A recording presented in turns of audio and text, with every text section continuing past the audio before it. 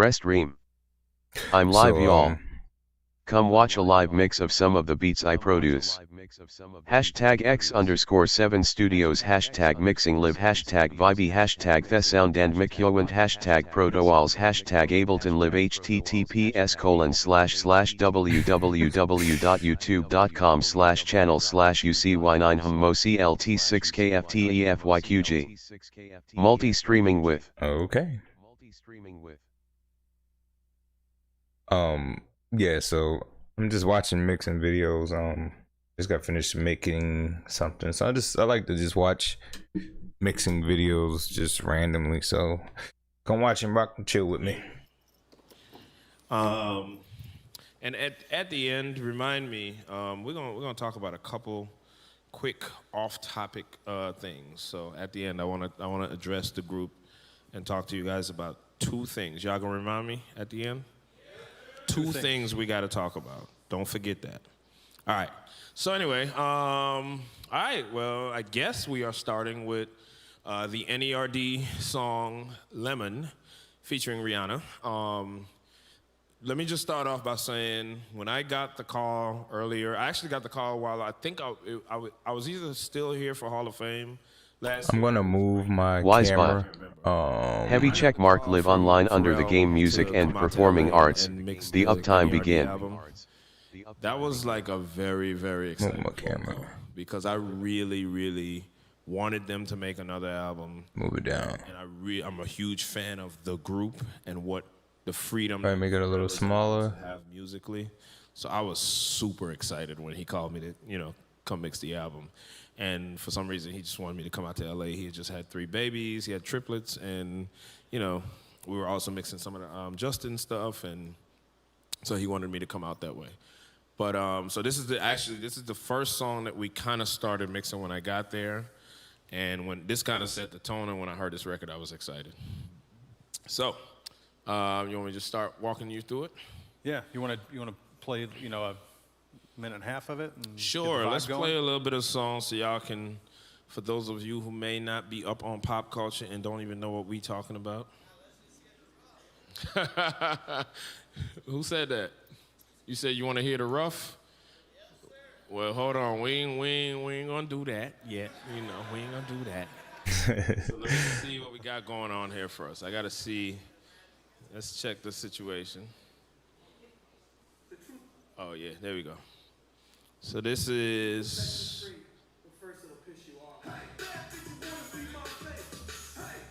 Y'all want me to play the clean version, House?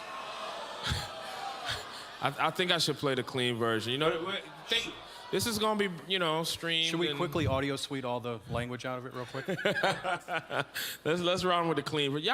Y'all curse. Y'all know what the curse words are. Don't act like, Let's keep it, let's keep it friendly. The cleaner it is, the more people will be able to watch this. So, we cool with that? Y'all all right? All right, thank you. I appreciate it. Thank you. The truth will set you free, but first it'll piss you off. Hey, bet, wanna be my face. Hey, coming down like the CIA. Side of my car trying to see my face. Hey, want me to beat it like the CIK.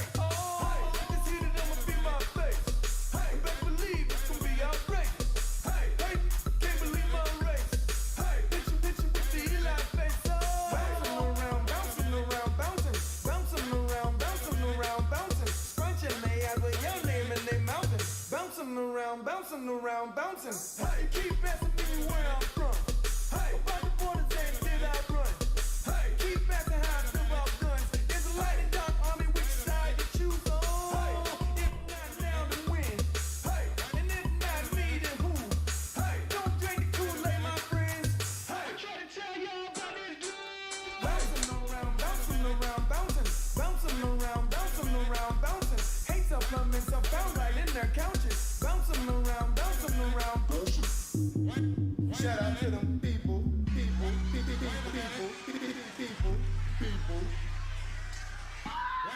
Mad ethnic right now. I get it how I live it. I live it how I get it. Come to and digits. I pull it with a lemon. Not cause she ain't living. It's just your eyes get acidic. And this ain't a scrimmage. We ain't finished. I told you we won't stop. By the business. Like yours, but you're renting. Wave hello to the top. The bay wrong glide. And so on and so forth. So,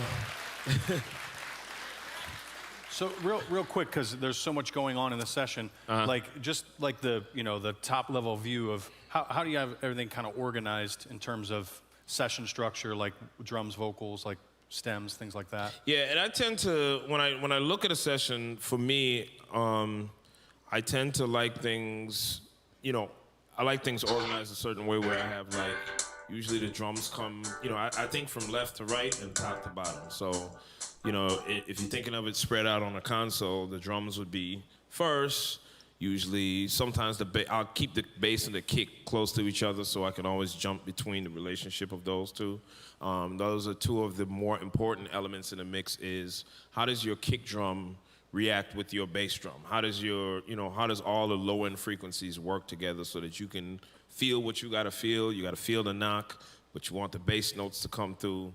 And then I tend to have the lead vocals next or, next in line, and then all the backgrounds on the lower portion of the session. A lot of times it doesn't come to me that way. A lot of times the session will come super jumbled, nothing's labeled, nothing's color-coded. And for me, I have a little bit of OCD. I like things to be color-coded and organized, and I don't necessarily have to name all the tracks. Sometimes it's pretty obvious what is on the tracks, and when you've been doing it for a while, you can kind of look at a session and see, oh, that's a snare. Or it starts to get super insane to the point where I know what a curse word looks like, the waveform of a certain curse word. You do it long enough, you'll figure that kind of stuff out. But, so I like to keep things organized, and what I always tell people is, and this is something that you all should note, being organized keeps you from making mistakes. It keeps you when you have a procedure, when you have a way of doing things, when you have some clean, clear train of thought about doing things, it just helps you not make mistakes. So it's a good habit to have.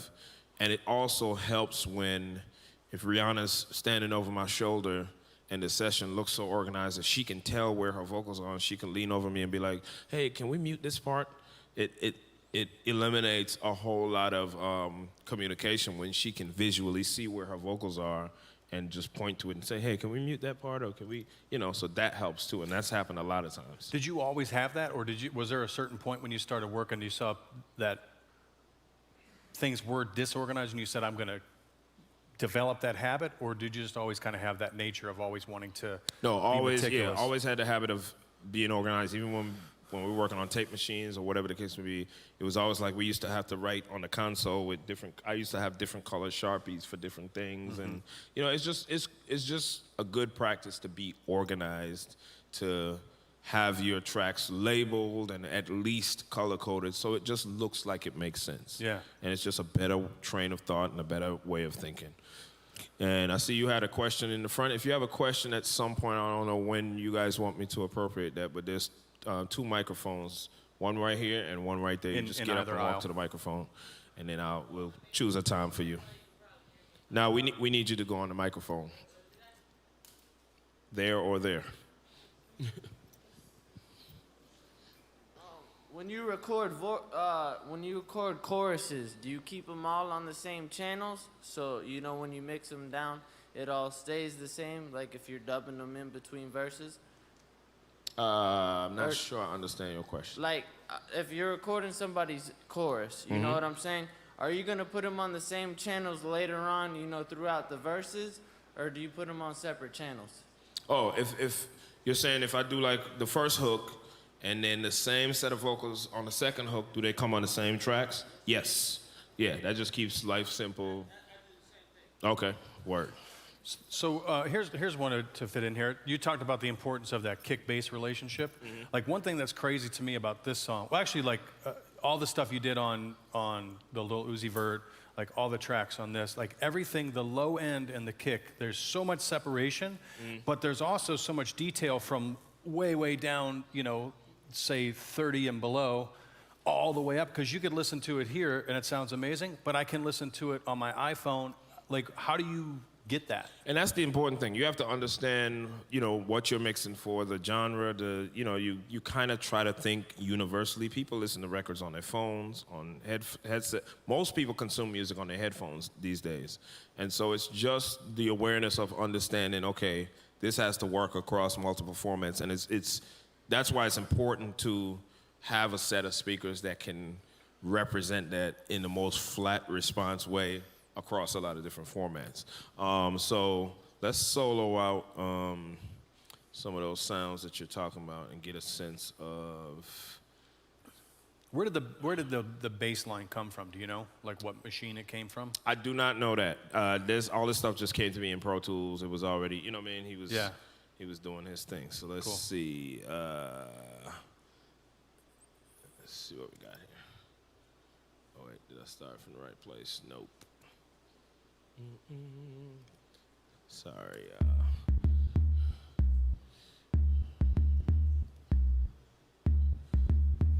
So here's one of the plugins I love to use on low-end stuff.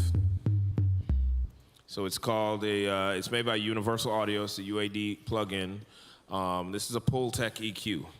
And what these were known for, the real unit, they're known for being extremely warm. Mm-hmm. They process the sound in a very warm way. So automatically, sometimes you could just throw this EQ on without even moving any of the settings, and you'll automatically hear some warmth. Yeah. And just because UAD is very good at modeling the real gear, and that was the case with the real gear. You would just turn it on and run the signal through it before you start turning the knobs, and you can feel the warmth already. Yeah, yeah. So it's really good. Anything from 30 to 60 hertz is where I usually like to use it. And it just really gives you a nice roundness. And then the next obvious thing would be to figure out what the kicks are doing, when they're doing it. So now we have a real low-end joint right there. And I don't think the plugins came up here, and I can't even remember what I used. I'm trying to see. What did I use? The Fairchild 670 Legacy and an EQ3 7-band. So I think, if I'm not mistaken, the Fairchild, I probably did a light compression on that particular instrument, that low end. And now the key is for that and the first sound to work together where they're not clashing. Mm-hmm.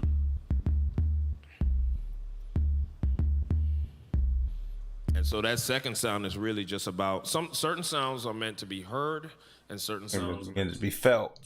And so that's one of the main distinguishing qualities between when you're mixing is a lot of your balancing is going to be based on what do you want to hear and what do you want to feel.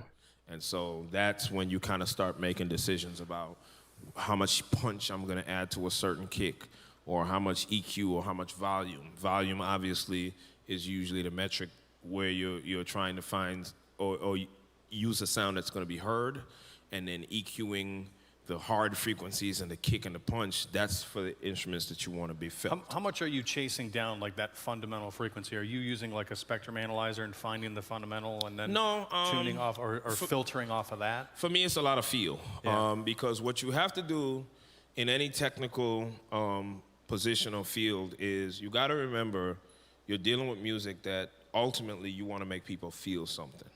And so a lot of times what we tend to do, all of us nerds, me included, is because we're technical and because we have gadgets and we like plugins and all of that stuff, our minds tend to stay in this very technical realm.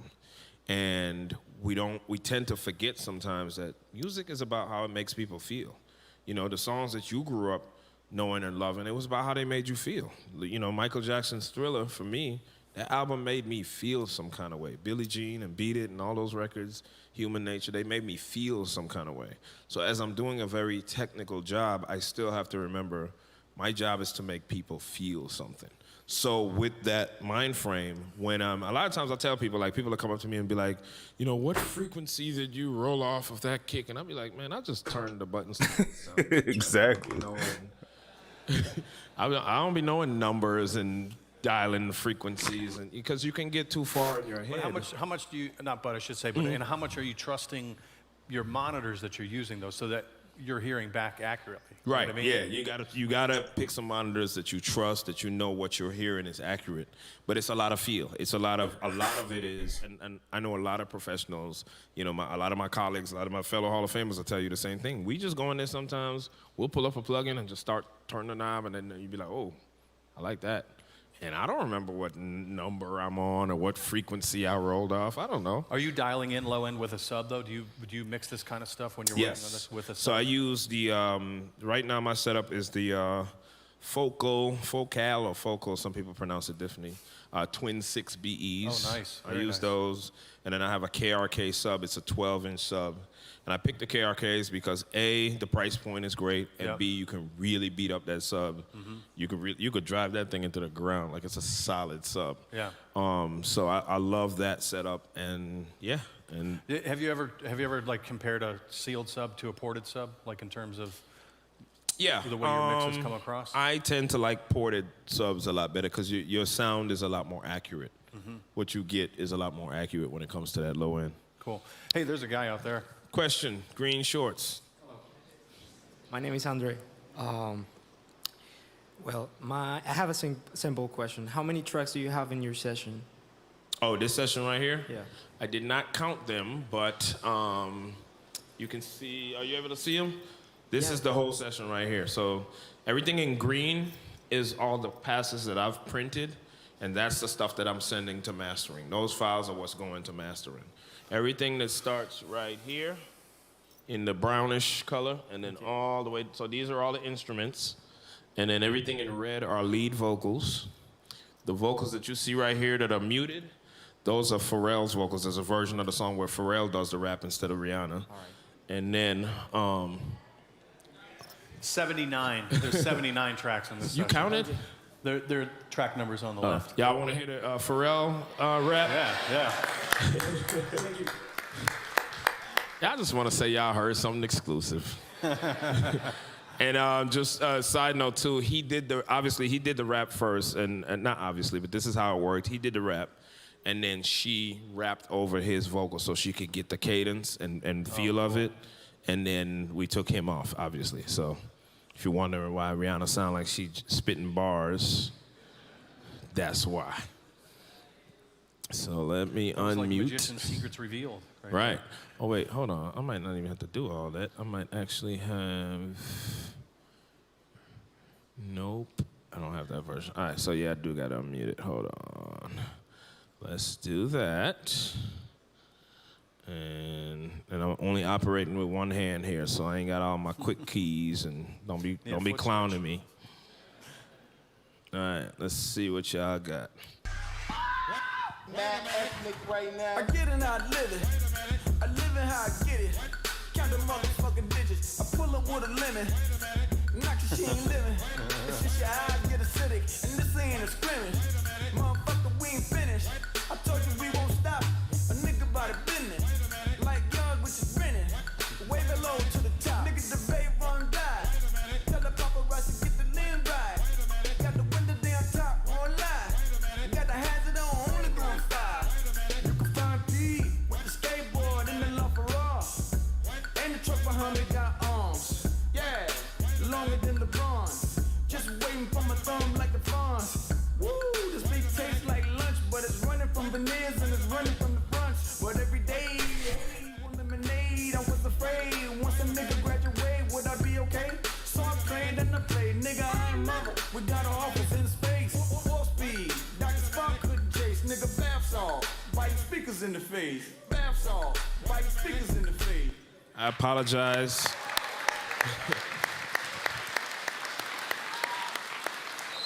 I apologize for all the profanity. I'm gonna hear about it later. On that note, with the vocal leveling, how much when you get sessions or when you had this session, who was the mix engineer for this? Do you know?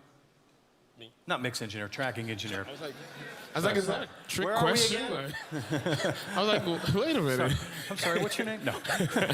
The tracking engineer was Mike Larson. Mike Larson. Okay, cool. So, how much once you get it and start mixing, are you finessing automation levels, or is it a lot of that leveled out when you get it? A lot of it is very leveled out when I get it. The thing about the process of mixing Pharrell's records are probably a lot different from most of the other records I mix, because Mike and Pharrell get a pretty dialed-in sound as to what they want, how they want the how they want the activity of the song to be. So all of the level movements and that kind of stuff, as far as things that might be a little dynamic in the vocals, as far as if Pharrell yells and he wants a certain dynamic interpretation of that, a lot of that is already there. So a lot of what I'm controlling when I'm mixing Pharrell's records is just how it knocks, how things relate to each other. I would do an overall direction of how I want the vocal to sit on the track, loud or soft. But a lot of it is just coming in and making exactly where they are, just enhancing it and making it really, really hit and knock and, cleaning up some of the gunk. But a lot of it just comes to me exactly. I know what Pharrell is thinking when he sends it to me, and I can tell the vision he's trying to get to, and then it's just my job to get it there. Well, and to your credit, too, your ability, from just my perspective, I usually monitor on a pair of Equator D5s, and I have an SRS sealed 12-inch sub, 400-watt 12-inch sub. So listening to NERD and then listening to all the Lil Uzi Vert stuff, like all the stuff that you mixed on NERD and all the stuff that you mixed on Lil Uzi Vert, the way that you not only, like I said before, you get the bass and the kick to have this like crazy relationship, but the clarity is unsurpassed in listening to other mixes that other people have done.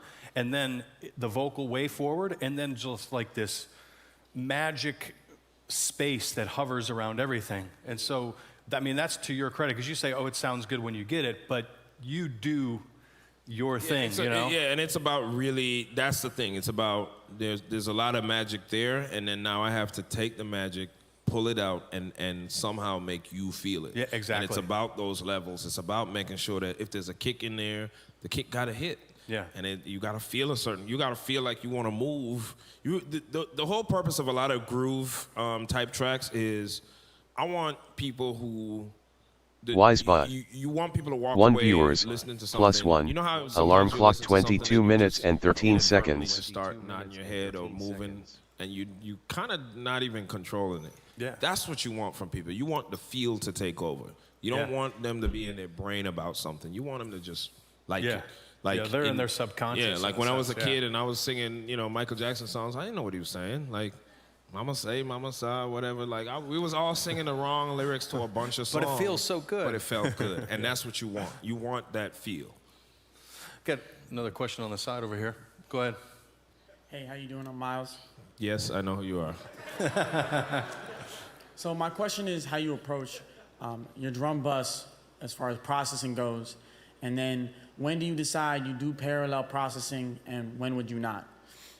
Parallel processing usually only occurs when I'm really trying to fix something, or it's very prominent in EDM stuff. And for those of you who may not know what parallel processing is, it's simply using the key input of a certain sound. So for instance, when you're listening to a EDM or drum and bass record and you hear the kick hitting and it's like, it's 3 o'clock. And every time the kick hits, all the other instruments or the bass dips. It takes like a little dip and it kind of wow, wow, wow, wow. That kind of... Can we sample that real quick? Right. Hey, I need publishing for my joint. Yeah, exactly. Copyright 20 seconds. But yeah, but so that is what, that is the parallel processing is when one sound is affecting the knock and the hit of another sound. So I don't use it much in genres like a lot of pop stuff and a lot of hip hop stuff and R&B stuff. It's not very prevalent. I don't rely on it much. And as far as my drum buses and processing, I like to, here's the thing. When I mix, as you can see, hold on, let me show you. So I tend, and again, mixing Pharrell's records are a little different than most of the other records I mix. When I mix, I usually have all the instruments coming out of one bus. For me, what that does is it forces me to be committed to certain decisions.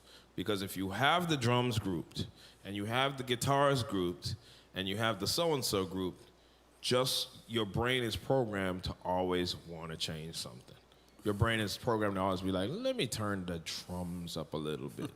Or let me turn the guitars down a little bit. As opposed to if everything is coming out of one bus, your decisions are a lot more organic, and you're forced to kind of make everything work through that one bus, if that makes sense. Do you set up a certain way on your mix bus? Like, do you open up a session and say, I'm putting this on my mix bus? Or do you just start with I kind of start with what's there. And a lot of times we all have ways and methods and things that we do. And so there's certain things that I do similar when I'm mixing, but I also try to keep an open mind. Sure. And you got to remember that each creation is different, each song is different, and I don't want to get too rigid in my thinking and be like, it has to be this way and it has to be that way. So it's kind of like, I put on shoes every day, but I don't wear the same shoes every day. So you got to keep an open mind about a process that you do the same thing every day, but still keep an open mind about the actual thing. So if you wear 2 different shoes, that's like parallel walking, right? Exactly. But on the note of like, if you're not processing on the drum bus, like say for like vocals, do you find yourself having like multiple dry engineer jokes and then process those 2 vocals No. differently? No. It's always just you run with one? I try to force my train of thought to be very simple. Like, this is what I'm doing to the lead, and that's it. I don't want to have to I don't want too many choices. Because then you will get into the zone of second guessing yourself on different things. And when you have the access to second guess yourself, it's kind of like this. If, let's say we had a feature on our cars that you could push a button and change the color of your car every day, I would never leave the house. Yeah. I would be in the garage going, purple, nope. Bullman. Black today, nope. White today. Wisebot. My truck is white. Hey guys, welcome Bullman to the stream. So Just keep hitting the button. Yeah. Because we still want to be able to get into XO Tour Life too. What would you say just are the top couple things in terms of vocal processing that you did in here where when you hit the sweet spot, you knew that was it? Yeah, and like with most of his records, I keep the vocals in your face. I want Rihanna, I wanted her to come off like she was a rapper. Yeah, she did. We did some time correction, and it wasn't much. She has a natural, she's talented. But I wanted her to come off like if you never heard Rihanna in your life, you would think she was a rapper. Yeah. And, so when you did that, when you're saying you did some time, were you doing elastic audio and no, or were you just cutting shifting, and moving, yeah, just cutting, things? And I might shift the word here and there. Like I remember in this particular area, give you out some little secrets. Let's see, right off in here. Let's go back to Riri. Where is Riri? Let's cut that. Alright, so. Just waiting from my thumb like the fawns. Woo! Tastes like lunch, but it's running from veneers and it's running from the front. That line right there, when she said the beat tastes like lunch, she was slightly off on some of the words. And that's one of those things, like if you feel it and you hear it, like. Woo! This beat tastes like lunch, but it's running from veneers and it's running from the front. That gotta be in pocket because it's like, she's swagging it out right there. You gotta feel that. You know, it can't be. Words can't be a slightly off and sound like she's tripping over herself. Now just one thing about that in terms of being able to use, and not to go too like Pro Tools technical, but when you can basically hit playback and then hit the down arrow to set your insertion before you stop playback, are you doing that to find where you want that vocal to hit, or are you just nudging it, sliding it back? Just a feel. Okay. Yeah, just nudging. Yeah, I just cut, nudge, and a lot of times, you'll see me do this a lot of times if you ever were around me in the studio. Lawrence, young man right here, who's my intern right now, recent grad. Stand up, Lawrence, let everybody see who you are.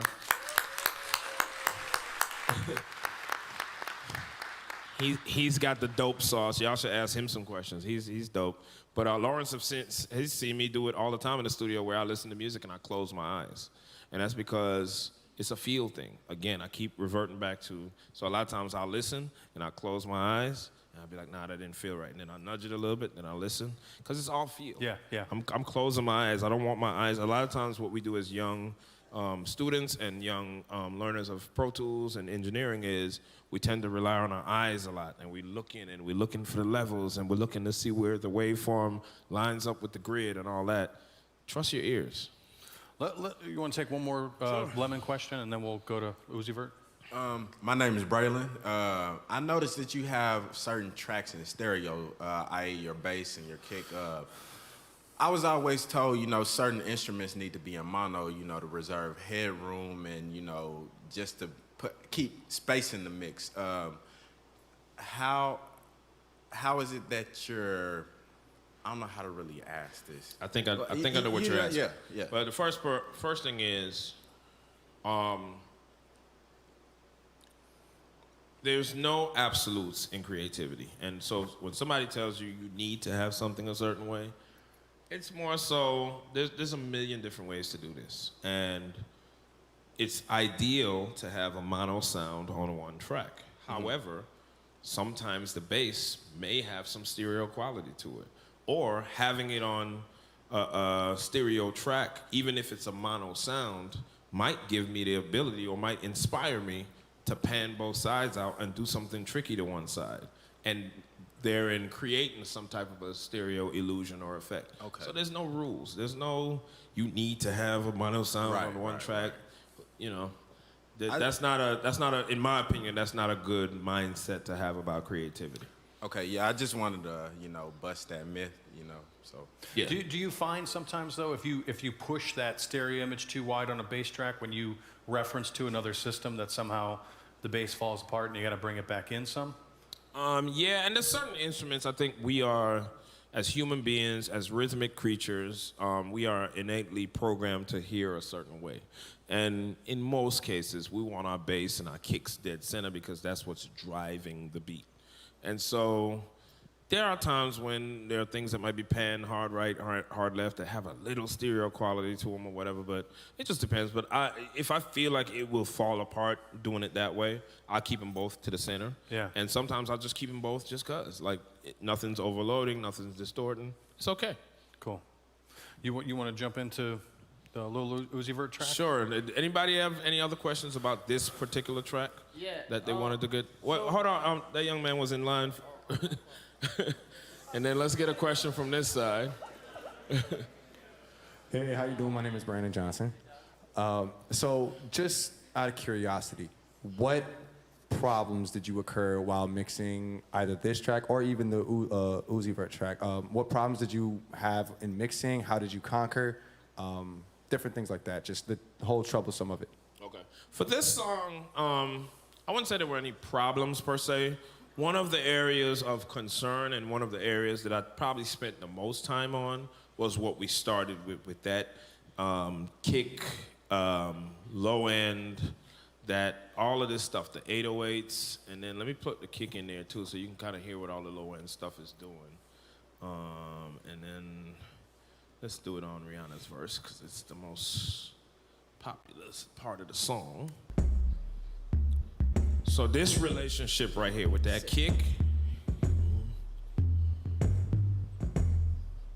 and that 808 is really acting as the bass. Yeah. And then the sub 808 is just acting as something to give you a little, you know, it's really to bottom it out.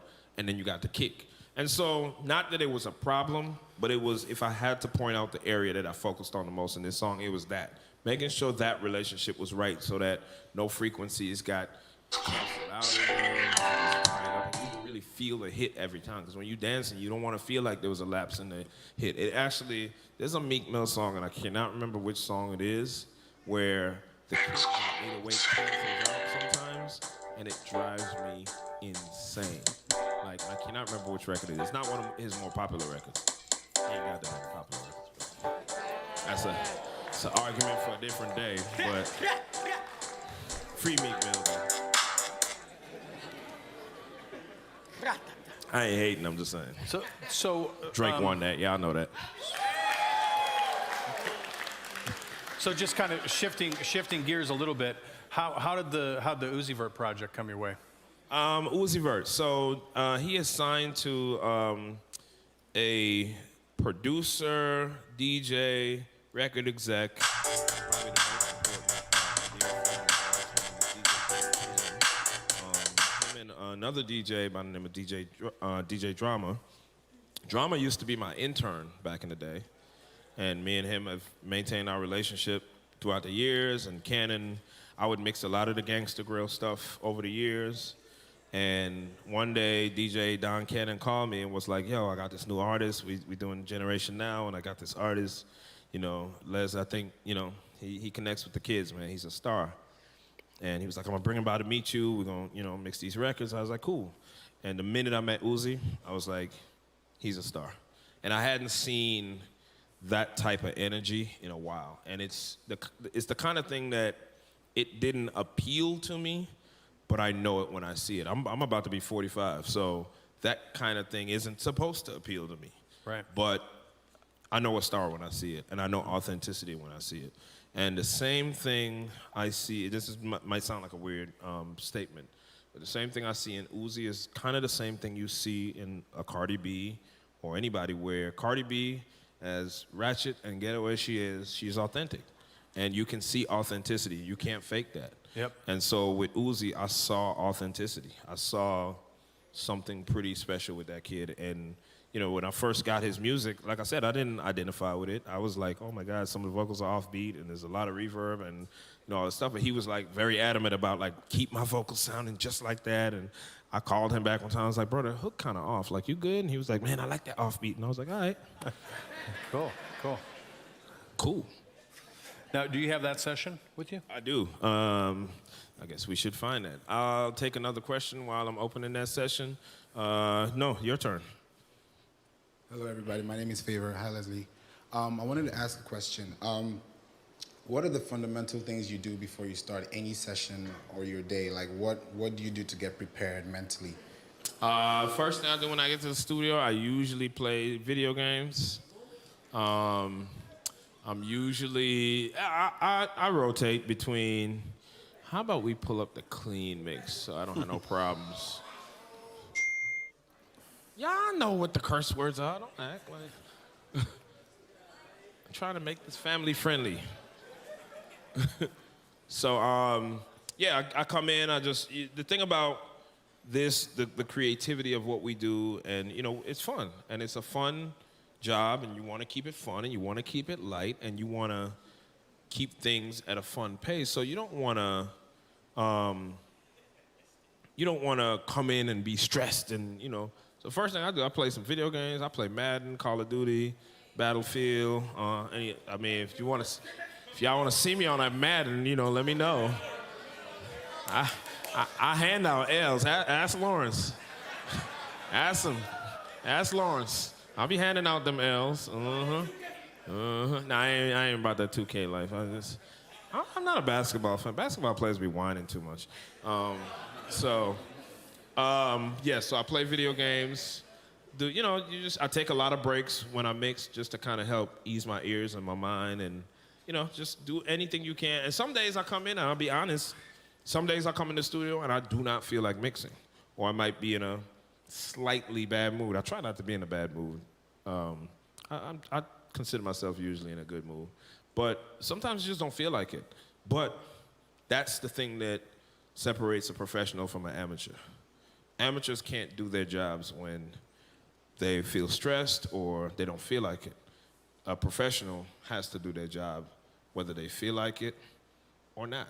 And when you think about that, somebody asked me that question yesterday about mixing stuff that I don't like, or when I don't feel like it and I don't feel in the mood. Imagine if you get on an airplane and that pilot don't feel like it. Or that air traffic controller don't feel like it. You see what I'm saying? So it's about, you want professionals handling your stuff. And you want to be that way. When you're handling somebody else's stuff, you want to be a professional. You don't want the fact that you don't feel like it to affect your work. Because if the fact that that pilot don't feel like it affects his work, we got problems. You know what I mean? Thank you. Mm-hmm. So what was the condition of this session when you got it? This session was pretty decent, pretty organized. It was pretty much looking like this. As you can see, my color coding is a little different, and I don't know why. I think I was just trying to get through it. I was like, let me just mix this record. And, you know, sometimes, you know, I like Uzi, don't get me wrong. Love Uzi. But all of my friends are not dead.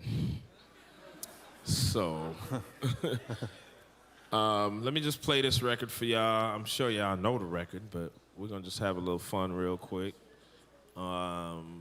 Yes, I'm playing the clean mix. Let's see here, make sure the outputs are right. Boom, boom. Let's see what we got.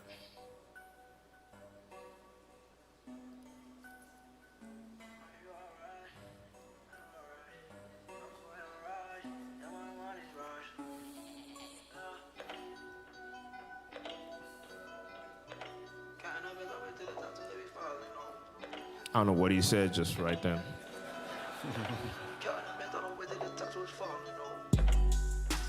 I don't really care if you cry. I don't really shouldn't ever lie. Should've saw the way she looked me in my eyes. She said, baby, I am not afraid to die. Push me to the edge. All my friends are dead. Push me to the edge. All my friends are dead. Push me to the edge. All my friends are dead. Push me to the edge. Phantom, that's alright. It's alright. That's how then you ride a sled down. I just want that. My really I'm mad. I really her mad now. Real talk, hold on. Real talk. That's how then you ride a sled down. I just want that. My really I'm mad. I really her mad now. Everybody got What did he just say?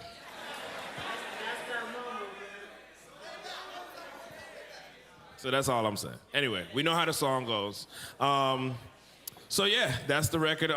We had a conversation again. It's important when you get a record and you're about to mix the record, you have a conversation with the visionary of the record. A lot of times it's the producer, sometimes it's the artist, sometimes it's both. Sometimes you get in 10 different directions. Sometimes the A&R, the label, and the producer and the artist all on different pages. And it's my job to then play psychologist first and then figure out how to be a mix engineer and figure out who to cater to and what comments make sense and what comments don't make sense. And usually I cater to whoever's paying me, so the label usually wins.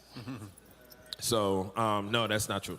But sometimes. So you mixed like half the tracks off the album that this was on, right? Yes. Pretty much half of the I album. think so, yeah.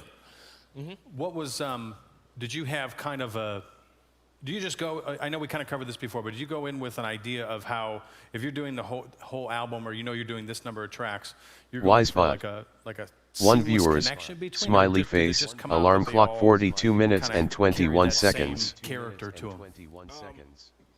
More so, it's about trying to fit into what they have going on. So if I know I'm only mixing half the album, my first question is, can I hear the other half? Or will there be an opportunity to hear what everybody else is doing to just make sure I'm fitting in? Or if I'm the driving force of what everybody else is going to be making their sound like, which in this part of my career is usually the case because I'm mixing the singles. I know that when they come to me with certain budgets, okay, these are probably going to be the singles. If they only come to me with half the album, it's probably because their budget only allows for me to mix half the album, and they have to get somebody else to mix, and that's fine, and I know I'm driving the sound of the record, and having conversations with Cannon and Uzi and figuring out what they want. And the first conversation, like I said, I had with Uzi is he really wanted his vocals to stay exactly like he sent them. He didn't want me to change the reverbs and the timing of the records. I felt like he's very ahead of the beat a lot of times, and he likes that, and he didn't want me to change that.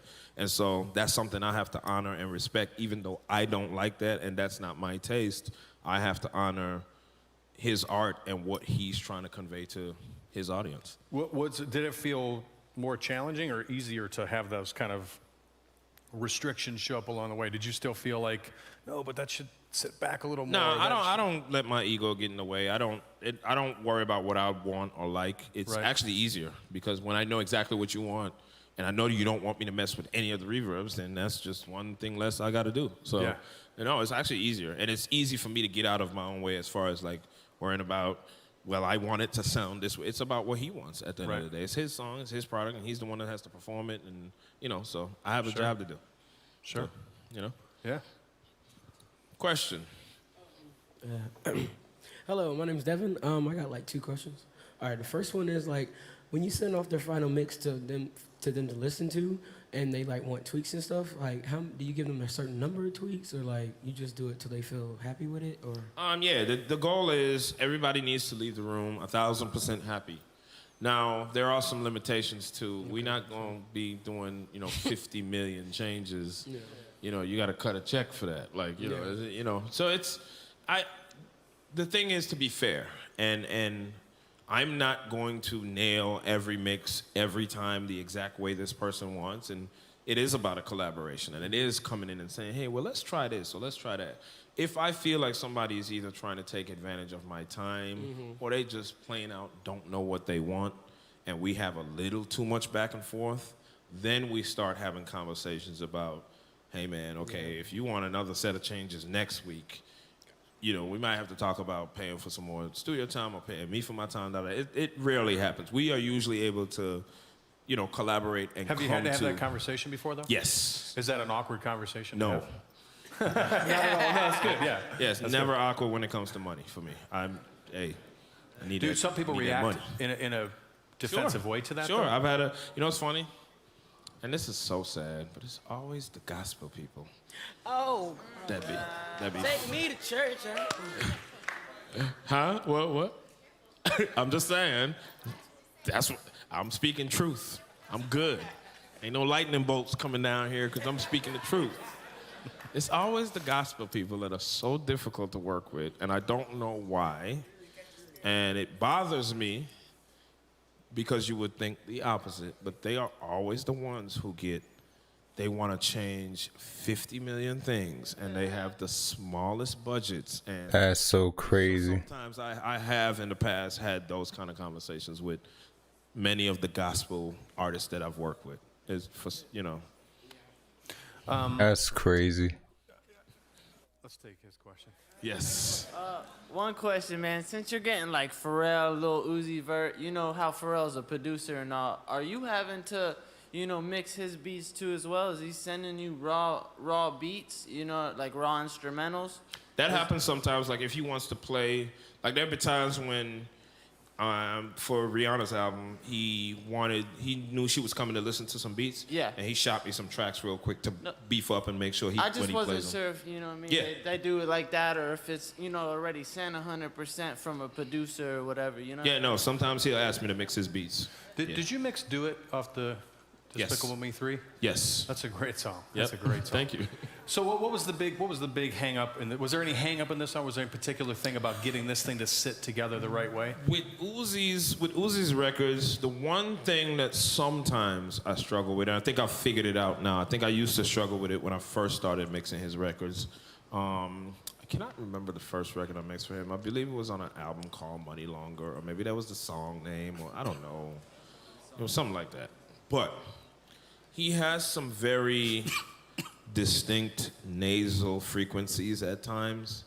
And the issue with nasal frequencies, people who have very nasal voices, Erykah Badu comes to mind immediately because I used to have the same problem with her, is sometimes it's hard to work through the frequencies because a lot of instruments can tend to sit in those frequencies as well.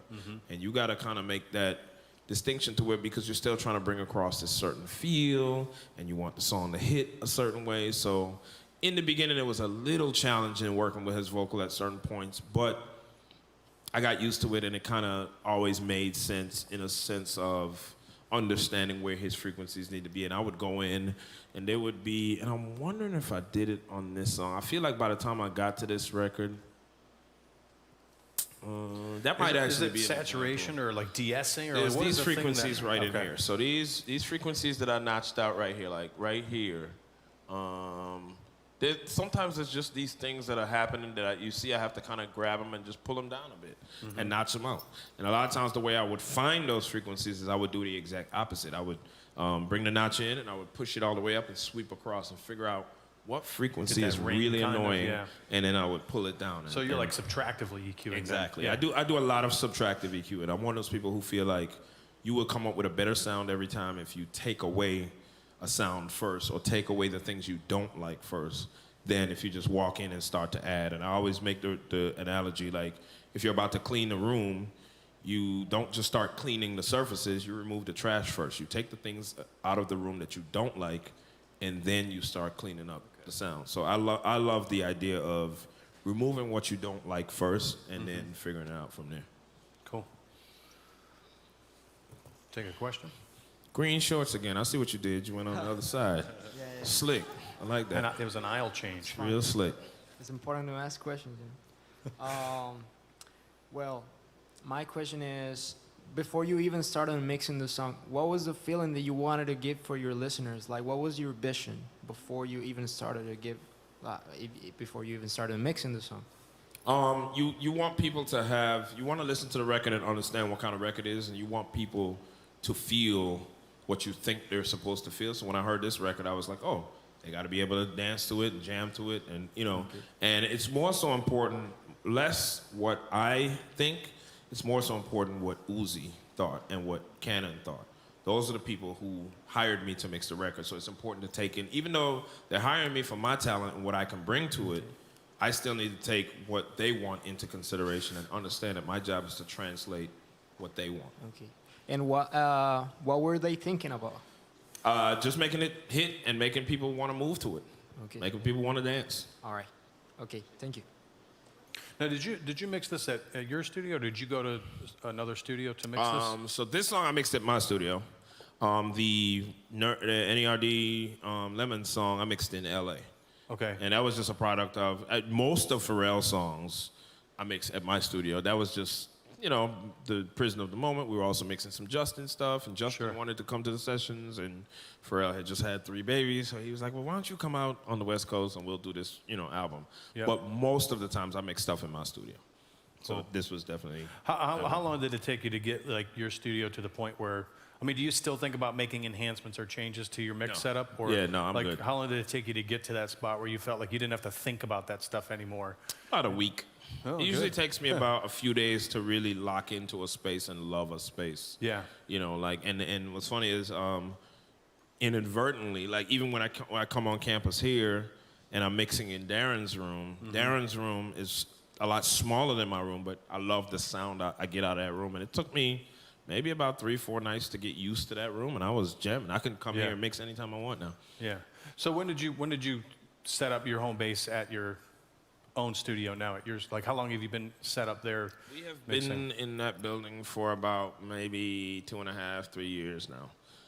And how long of in terms of a vision, let's say from the time that you first got out, left Full Sail, got into Atlanta, that thing happening of you getting your own studio and being if you back that up in terms of vision, did it take you longer to get there than you thought? Honestly, when I graduated from Full Sail and all throughout my career at DARP, at Dallas Studio for the first 10 years, and at Patchwork for another 10 years, I never wanted my own studio.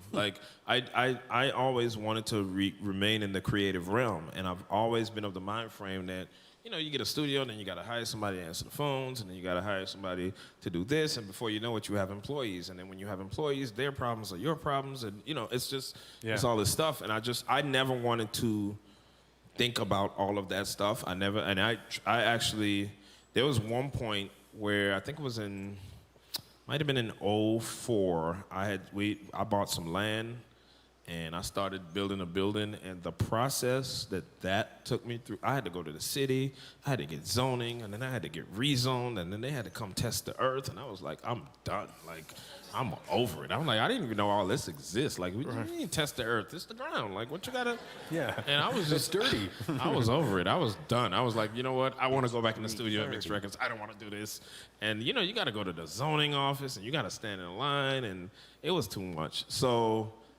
because I don't like those type of processes, I ran from it for a long time. And this situation made sense for my personality because the studio that me and Akon occupy, we rent the space. We actually lease the space from a friend of mine who she used to be my assistant, my executive assistant. Okay. And her husband, throughout the years came up. She used to assist a lot of different people in sync and doing a lot of administrative work. And she came up and then she bought this property and bought the building. So I don't have to own the building and deal with all the ownership problems. Right. So when the roof is leaking or the sewer breaks, not my problem. So it's a match made in heaven. It just it works out for my personality because I'm just not set up to. I've been fortunate enough to do what I do and make a decent living and make some money on top of that. And when you have an unlimited budget, you make like I'm the kind of person like if the roof is leaking, I'll just go buy a whole new building. Like I just don't have time for this. Like I don't want to. Right. I'm bad at like fixing problems. Right. So my wife could tell you, like I might show up in Atlanta and be like, babe, I bought a house in Orlando, and she'd be like, what did you do? So. Right. I'm not allowed to. You want to handle grab big another budgets. question? Hi, my name's Evan. When you're doing like bass heavy music, when you're trying to get the kick and the 808 relationship right, do you tend to mix quieter or louder when you're putting the final touches on? Like That is a very good question. I usually start off loud just to see where the problems are, because usually with bass-related issues like kick and bass relationship, you need it to be loud to figure out what the real issue is, and then I correct the issue by listening pretty low. Okay. Once I figure out what the issue is, I don't need to listen loud all the time. Now, when you say loud, do you ever, get to the point where you get the SPL meter out and say, okay, if I am listening at this level, I know I'm listening at 85 dB or 90 dB in the room, or Nah, is that I'm changing if never you know that it's- technical. I'm just like, if my head hurt, it's too loud. I'm very organic with it. No, yeah, because some people get super technical about Yeah, it. no, I'm not that guy. But in terms of especially kick bass, is your sub always on, or Yes. do you get the level? So you're always Sub is always on. Okay. Sub is always on. Yeah. Are you have a monitor controller? Or are you going through a desk? Like, how do you control your monitor subwoofer? So literally, my relationship? setup is one of these to a computer, and my analog to digital conversion is a Apogee Symphony, and then the speakers, and that's it. So you have a manual control of your subwoofer. Yeah. Balance, There's or is it calibrated to your monitors?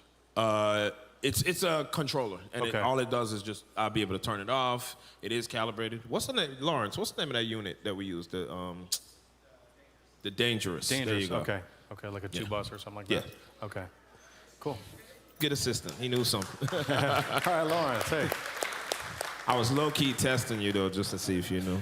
I didn't know that. Real quick note on the session, because obviously the last two sessions we've seen, are you always audio? Are you always getting everything just stemmed out audio? Do you get some things where they'll give you a session and there's still MIDI or virtual instruments or something in the session? No, it's always stemmed out audio. Sometimes I even get just a 2-track, and then I have to mix vocals to just a 2-track. That's fun. How do you manage that? I mean, you ever have somebody just give you the MP3 2-track and you don't even get a WAV file?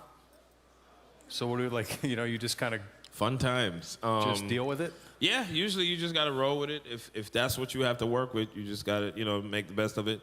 Usually, in most cases, they usually sound good or sound decent enough for me to do what I do to make it, friendly for distribution type thing.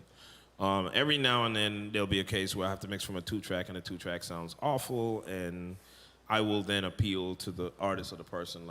I've had one situation probably in the past couple of years where I had to be like, look, this ain't gonna work. Y'all gotta do better or find a better file for me to work from. Was it because it was just a lease beat that they got, or was it? It was just too distorted. And distortion is something, once it's there, it's there. So in terms of getting the MP3, right? I'm thinking if somebody paid, for exclusive use for a beat, I don't know, whatever, $500, maybe they'd get it tracked out, but for some reason they just had the MP3. Like, could that be the case? Or if you figure by the time you would get it, you would get the... Yeah, I don't be knowing. I don't even be wanting to know all that. Like, just let it go, yeah. Leave me out of it, just, Cool, Yeah. cool. So, yes, let's take another question. What's up, Leslie? It's Farrell. I spoke to you yesterday in the Q&A. I remember. You remember? I bet. About learning how to mix on my own, because when I mix my vocals, and I told you how I use a cross-reference, I'll take a track that's already on the platform. So a lot of times, 9 times out of 10, I will listen to Uzi's album, because I love the mixing on there. So props to you on there. Appreciate that. So I was wondering, because I believe in signs, it's the reason I came here. I was wondering if it's possible, can you show I know you said Uzi will send you something and be like, oh, I already like the reverb on there and stuff. Can you show me how you how you place your compression on there, like how you put your reverb, like how you layer your stuff, like as far as like, or can you Layer go on top of what he sent? Yeah. I don't like, layer. That's the point. I keep literally. So let's look through it. So, and unfortunately, some of the plugins don't come up, but I can actually walk you through most of it. So Sure. this is his vocal. Let's go. So let's go here. So this vocal. Let's start with this vocal, right? Maybe we can understand what he's talking about in this process. Do a little solo. I literally it's funny when I got the files and it was time to do the clean versions, I had to ask my interns to do the clean versions for me because I didn't know what he was saying. And like I'm like, maybe he's speaking y'all. Lawrence, did I have to ask y'all to do that too? Or that was before? That was I think somebody else before y'all though. But yeah, I couldn't do it. That's alright. It's all white, like something you ride a sled down. I just want that. My really her man, really her man, no. Come on, wait. I'm gonna get to your question in a minute. Yeah, go ahead. Real talk, y'all. Like, we are in the trust tree, right? We trust each other in here. We good? What is he saying? He said my Brittany got mad. Oh, is that barely her man? Oh. See, y'all got a debate. Like, y'all, hold on. That's alright. It's all white, like something you ride a sled down. I just want that. My really her man, really her man, no. Okay, you over there mouthing. Stand up to the mic for 2 seconds. Come on. Tell me what he said. My Brittany got mad. Everybody got the same swag now. I thought you just said I'm barely her man. It's an off-white, and do you ride a sled? I just want that. My Brittany got mad. Really her man, no. I'm barely her man now. My girl Brittany got mad. got mad. Everybody, I don't know, man. Exclude her. She wasn't even supposed to. Yeah. So, my point is proven. Okay. Now, let's get back to your question. I just wanted to know that, I just wanted to make sure I wasn't crazy. So, anyway, so what you're hearing now. That's alright. It's all white, like something you ride a sled. You hear those delays when I stop it? That's alright. It's all white. Yeah. All that stuff was on there when he sent it. Oh, word? I didn't put those on there. He was like, I want my vocals to sound exactly like this. Oh, and sometimes when you're mixing the record, that's the thing. You have to honor what that artist wants. And I didn't touch any of those effects. I didn't move the reverb numbers, like all this stuff. This is probably a compressor. That was on there, just like that, those settings. That's his. And even we come down here, the de-esser, all that's his stuff. I ain't had nothing to do with that. So because I was honoring what he wanted his vocals to sound exactly like he sent them. And then my job was really, I was mixing the beat. You mixing the beat? Yeah, I was worrying about the kicks and the 808s and all that stuff. That bump. I see it. Wise I by had a clean version. Clean right version. there. one Clean viewers, version. smiley Appreciate face, you. alarm clock 1 hour 2 minutes and 52 question over here. seconds. What's good, bro? My name Larry. Salute to you. You the GOAT. Now, I'm from Philly, right? So, free me. I seen Uzi come up, you feel me, mixing his emo, gritty styles Philly sound with the Atlanta bounce trap sound. So, this song, XO Tour Life, is his biggest song to date. You feel me? It got nominated for a Grammy. So, you mean, just seeing that is one, pure motivation, and two, I want to know, like, how did you take that in consideration? With you doing Half a Lover's Rage 2, did you reference the first Lover's Rage, knowing that that's his project that got him on and created that whole sound for him, for you to cultivate the sound for the second project? Yes, and exactly what you just said is kind of reminiscent of the conversation I had with Cannon, where Cannon was like, we have to find a way to make sure he's representing both regions. Right. And so that's good that you observed that, because that's exactly Yeah. what Cannon was trying to, emulate and portray is making sure that he's authentic, but he lives in the A, and that's what the sound that they're trying to do. So it's Right. about how you can honor both things and not be disrespectful to each region. So perfect. Right, yo, that's what's up that you like, that you did that. Like, that's heavy. Salute. Appreciate it. All right. Hey, so my name's Alex Picard. I actually don't have a degree, or I'm not in a musical degree program. I'm actually in game design. I'm just sort of That's fine. bleaching as a hobbyist. I notice when I try and make music in my free time, when I go back to it, it all kind of sounds the same. And I don't mean like it's like when you're working on an album, obviously you want all the music to have like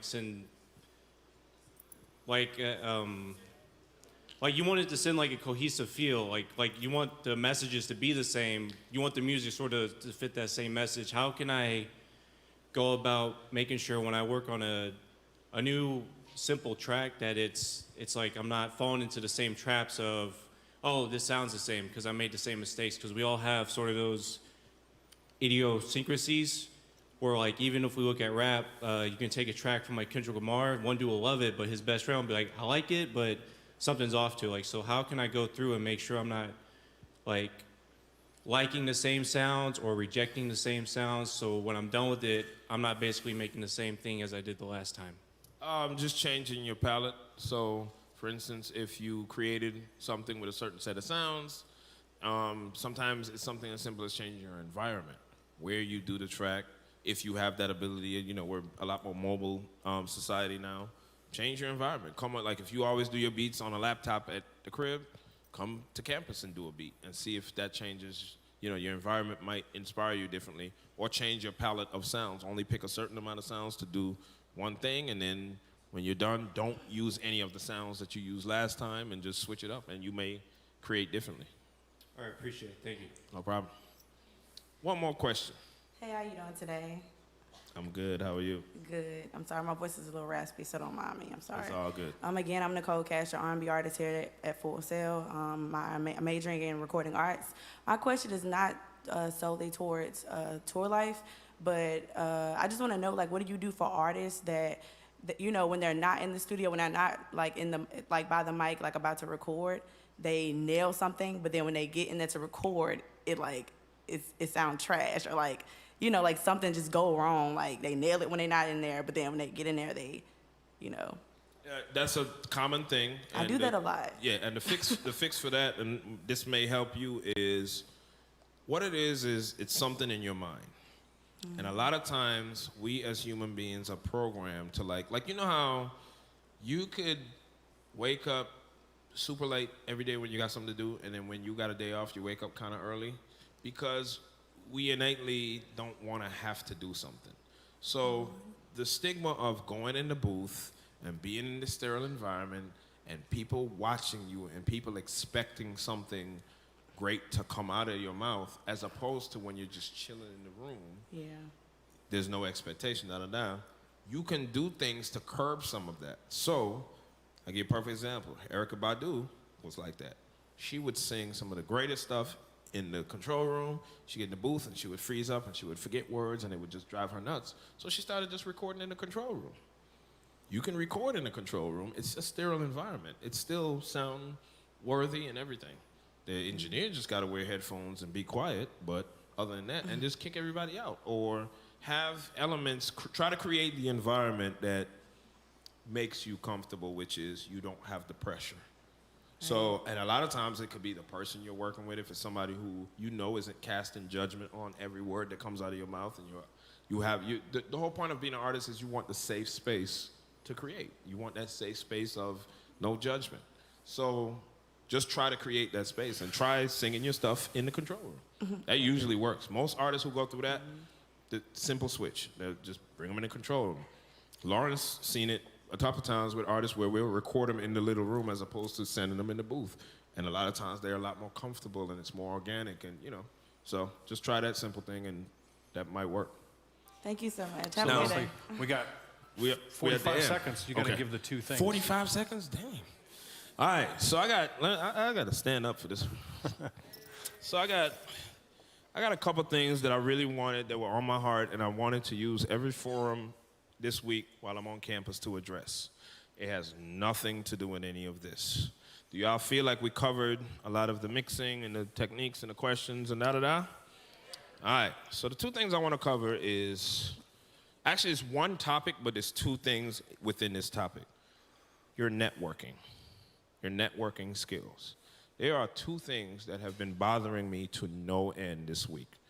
And so, like I said, I want to use the platform to kind of communicate to y'all. A lot of students will come up to me and say, hey man, what can I do better to network?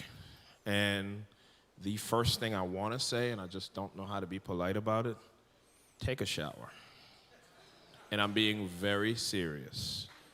The hygiene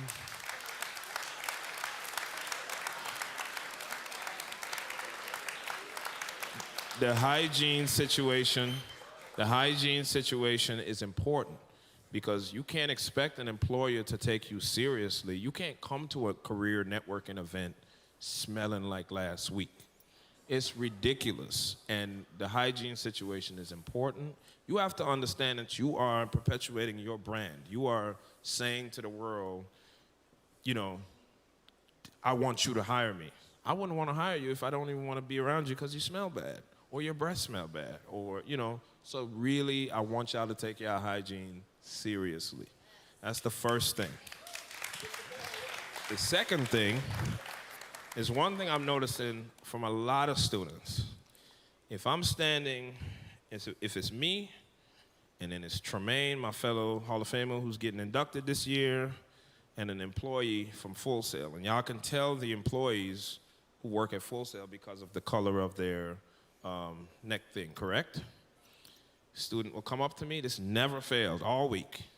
Hey, how you doing? I'm so-and-so, I want to introduce myself to you. Every now and then, they'll introduce themselves to Tremaine. They never introduce themselves to the employee. And that's a huge mistake in networking. When you walk into a social circle of people, introduce yourself to everybody you don't know. Because that person that you didn't introduce yourself to, that Full Sail employee that you didn't introduce yourself to, could be the course director for the course you're struggling, or the person who can help you get a job when you leave here. That could be your career dev rep, or a financial aid person who could have helped you with a problem that you know, it's important. And that's one thing I really wanted to convey to y'all is, don't skip the Full Sail employee. They are actually the most important person in that circle, because they're the person you're gonna have the most proximity with. I leave in a few weeks, and I don't know when I'm gonna be back, but that person works here. Get to know the people around you. Get to know how these people can help you. I was standing next to, this is a trip, and yes, you can appreciate this. So yesterday, right, I'm in a circle of people. It's Dave Franco, Ken Goldstone, and me. And this young lady walked up to me, she only introduced herself to me. And for those of you who don't know Dave Franco or Ken Goldstone is, do your research. These are people you might want to know. So that's all I had to say, and I really wanted to make sure that y'all knew that. And on that note, you know, I'll say this from my perspective, but first and foremost, thank everybody here for being here. Everybody online, thanks for being here. But thank you too, because you're not only an inspiration to all the students and fans, but you're an inspiration to myself and other instructors to look out there and see you doing your thing and doing it for so long. You know, that's a big deal. So big round of applause to you guys.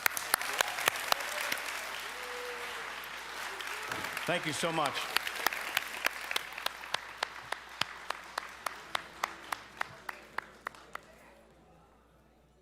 I would like to see more mixing. So probably the next video I'll just scan it before we watch it. Y'all have a good night. Y'all go follow me on Facebook, and then I got a group called The Seven. So make sure y'all go follow me there. Everything is in the description, so you'll see X7 Studios, like that, and then follow the group, or like the group, to join the group. Right there. So thanks for watching. I got new music coming out in 18 days. I got a song out right now, Be Yours.